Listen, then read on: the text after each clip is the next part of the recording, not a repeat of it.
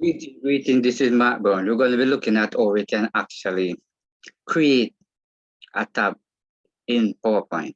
Yes, so I'm going to guide you through this particular area, right? So very important. So this is the area. So all of these are tabs. So the file tab, the home tab, the insert tab, we have the design, we have the transition, all of these are tabs here.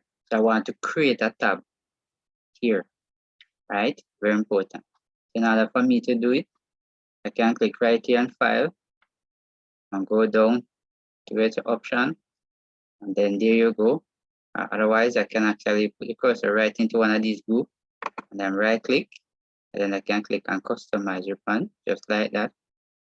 And there we go. So right here, you see we have tab and group. So I'm going to click on the tab. So while I click on the tab, I want to add something into the tab. So I want to put font color. So I click on it, I click add. Right here again, I want to click that. I want to click add. Right there.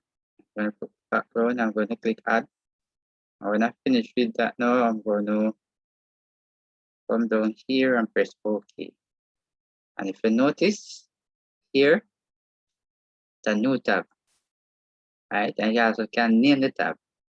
So I'm going to rename the tab. I'm going to right click here, go back to customize your band. Here, you notice this is set to the tab. I'm going to click rename. Right? You notice as soon as I click rename, this is what happened. Right? So I'm going to name this one icon tab.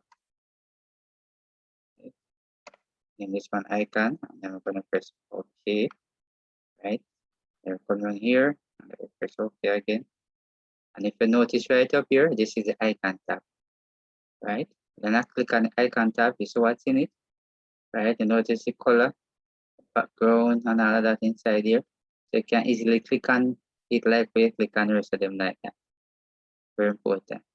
So what if you want to remove an icon? How you really remove the icon? Alright, what you can do definitely is to come back, right click again, customize your brand.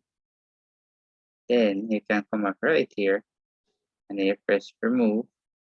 And then when you finish here, you press OK. And there you go. So hope you learned something from this video here.